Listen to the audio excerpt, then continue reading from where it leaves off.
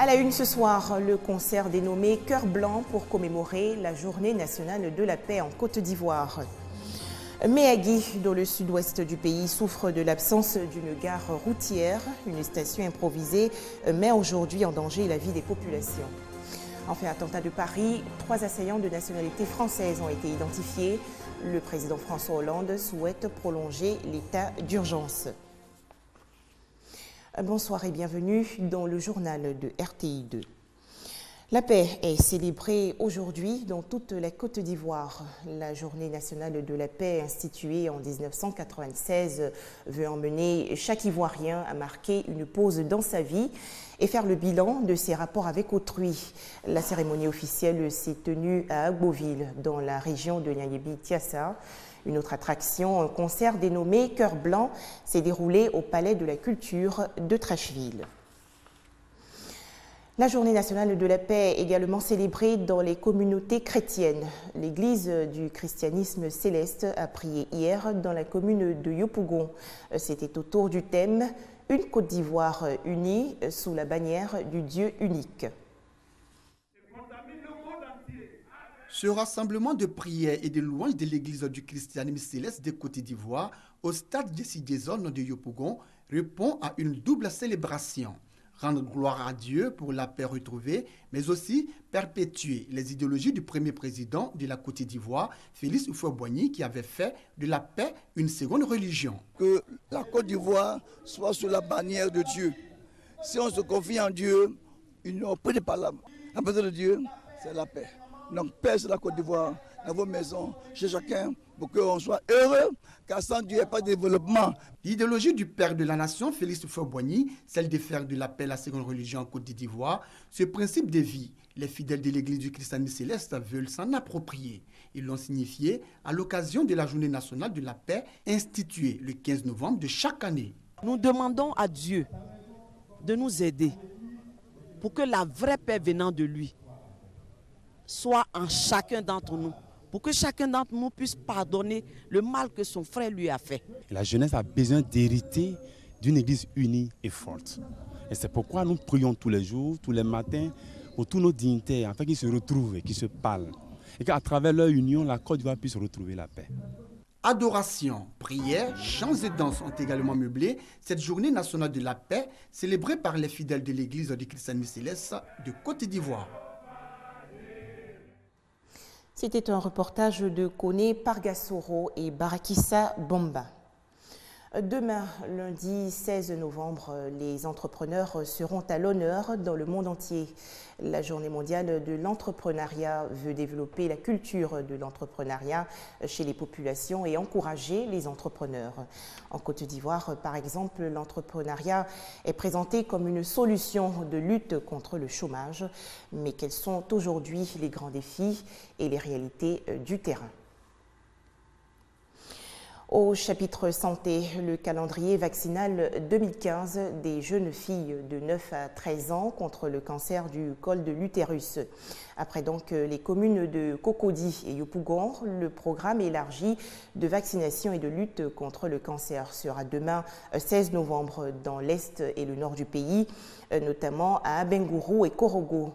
Rappelons que le cancer du col de l'utérus touche environ 3000 femmes par an en Côte d'Ivoire. Le cancer du col de l'utérus est responsable dans le monde d'environ 250 000 à 300 000 décès. Et par an, on enregistre 500 000 nouveaux cas, dont 80% dans les pays en voie de développement. Ce cancer sexuellement transmissible est causé dans la grande majorité des cas par un virus. C'est une sorte de plaie grave qui va se développer au niveau du col de l'utérus. On estime aujourd'hui à environ 3 000 nouveaux cas par an. Vous voyez, c'est un chiffre qui est assez alarmant. La moyenne d'âge se situe entre 35 et 40 ans. Alors, vous voyez que 35 ans, c'est un âge où la femme est appelée à procréer et une femme qui va avoir un cancer du col de l'utérus, vous voyez, les traitements qu'on va instituer vont empêcher cette femme-là de procréer. Des traitements existent pour soigner le cancer du col de l'utérus et un diagnostic précoce prévient l'arrivée du stade cancer.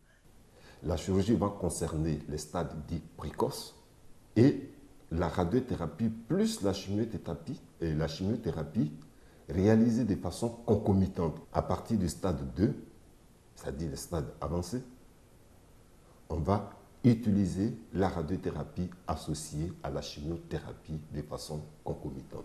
Avec le progrès de la médecine, il est aujourd'hui possible de prévenir le cancer du col de l'utérus. Et l'innovation, c'est la vaccination. La Côte d'Ivoire suit donc les recommandations de l'OMS, vacciner les jeunes filles de 9 à 13 ans. Mais pour un début, le choix s'est porté sur les jeunes filles âgées de 10 ans. Alors, opération test dans les villes d'Abengourou et Korogo. L'autorité locale fait son lancement. Ensuite, les équipes vont se déployer en milieu scolaire et en milieu rural. Et une fois qu'on aura montré que ce petit échantillon a bien adhéré, les parents, la communauté, la société civile, on a bien adhéré, dès lors, on peut donc passer à grande échelle, c'est-à-dire introduire ce vaccin dans le programme élargi de vaccination. Dans un mois, une deuxième dose sera administrée aux jeunes filles d'Abengourou et Korogo. La vaccination contre le papillomavirus humain a fait preuve de son efficacité. Des exemples, la Suède et la Norvège ont depuis des années réussi à avoir 0 cas de cancer du col de l'utérus. Leur stratégie, mise en place de moyens de dépistage organisés. En un mot, vaccination à grande échelle des jeunes filles n'ayant pas entamé leur vie sexuelle. Des explications du cadi Fadiga Fofana. Difficile retour d'exil pour l'opposant nigérien Amadou Ama. Le candidat à la présidentielle de 2016 a été arrêté et emprisonné hier dès sa descente d'avion à Niamey. Amadou Ama avait quitté le Niger en 2014 pour la France après l'autorisation par les députés de son audition par la justice dans une affaire présumée de trafic de bébés. Je vous le disais dans les titres, il manque une vraie gare routière à Méagui, dans le sud-ouest du pays. Et pour remédier à ce problème, les transporteurs se sont installés illégalement sur les trottoirs. Cette situation met en danger la vie des usagers. Voie principale de Méagui, des minicars appelés communément Baka ou encore Massa et des cars de plus de 32 places sont stationnés en bordure de route. Ils attendent d'éventuels voyageurs. À Méagui, ville située à environ 70 km de San Pedro, chaque jour, le scénario est le même. Pour effectuer un voyage, les populations doivent emprunter obligatoirement le véhicule sur cette voie reliant la ville de Soubré à celle de San Pedro. Voie sur laquelle motocyclistes, minicars, cars et camions remorques circulent en longueur de journée, mettant ainsi la vie des voyageurs en danger. C'est dangereux pour nous, parce que la voie est petite. Et puis tout le monde gare au bord de la route. On voulait que l'État déplace la gare pour aller déposer le côté. Là, on libère un peu la ville, quoi. Très souvent, quand nous voyageons, nous nous arrêtons au bord de la route. Ce n'est pas prudent. Quand c'est comme ça, en tout cas, c'est un danger pour nous, les voyageuses. Et c'est très dangereux aussi pour les gens qui sont au bord de la route. Pour les chefs de gare et responsables des syndicats, le manque de gare routière à Méagui leur crée beaucoup de désagréments. Il n'y a pas de gare fixe à Méagui. La gare fixe de Méagui, chacun a sa gare. C'est les syndicats qui ont organisé ça. Donc ce qui a fait que les gares sont divisées, chacun veut faire sa gare. Nous avons demandé à plusieurs reprises au maire de nous attribuer une place pour qu'on puisse avoir des gares, très bonnes gares à Méagui, mais jusque-là, il n'y a pas eu encore de position. Pas de gare routière à Méagui. Faux, rétorque le premier magistrat de la commune. Il y a une gare routière qui existe depuis fort longtemps.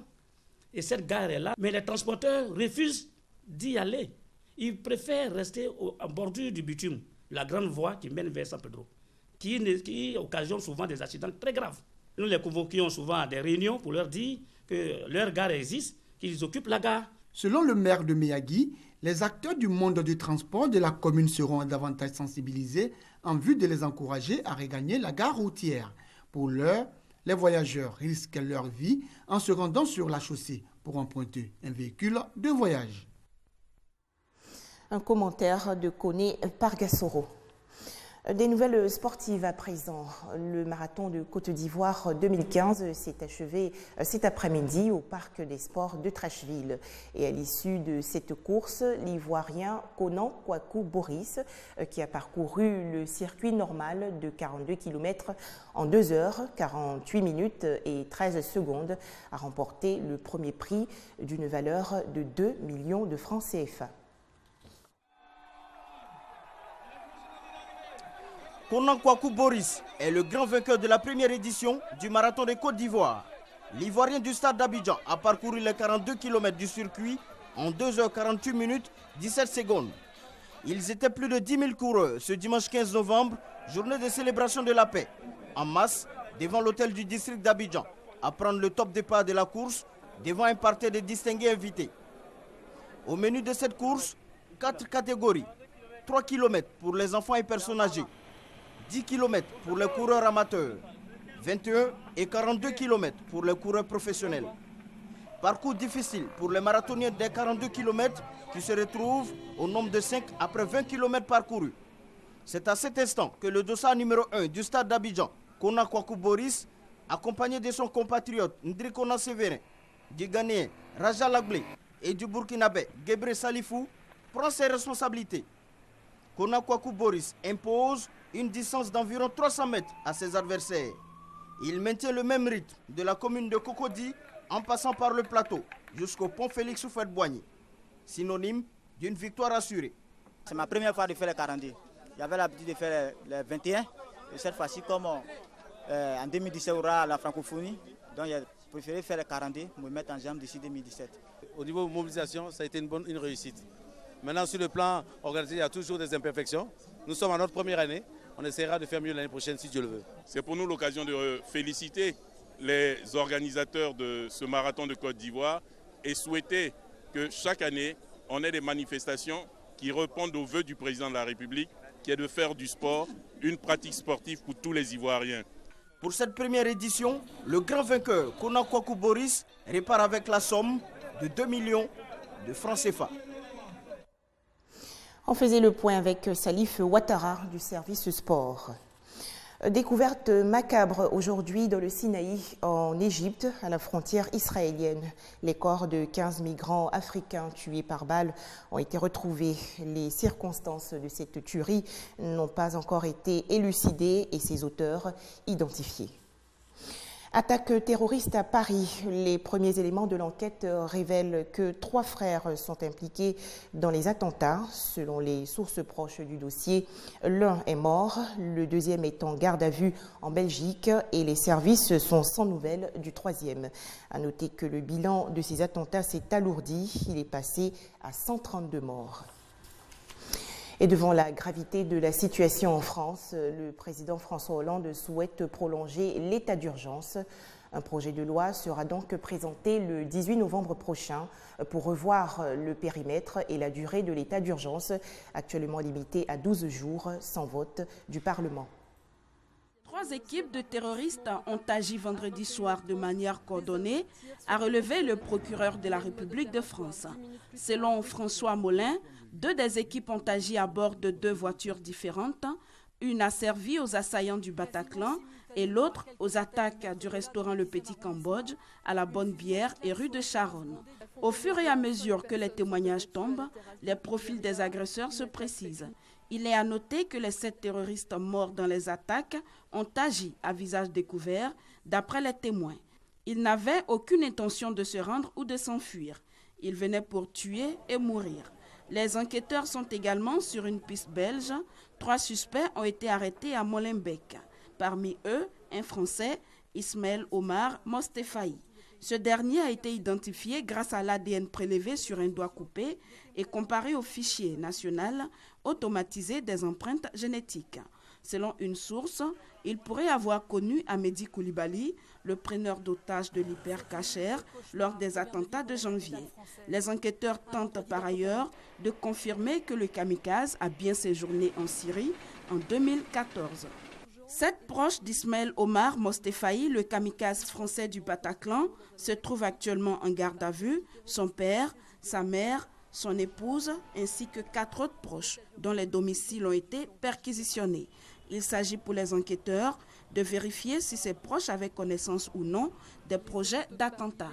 Par ailleurs, la voiture utilisée par les terroristes pour mitrailler les clients des restaurants et de cafés rue de la Fontaine-au-Roi, Bichat et Charonne a été retrouvée à Montreuil dans l'est de Paris. Voilà, c'était un commentaire de Sylvie Touré.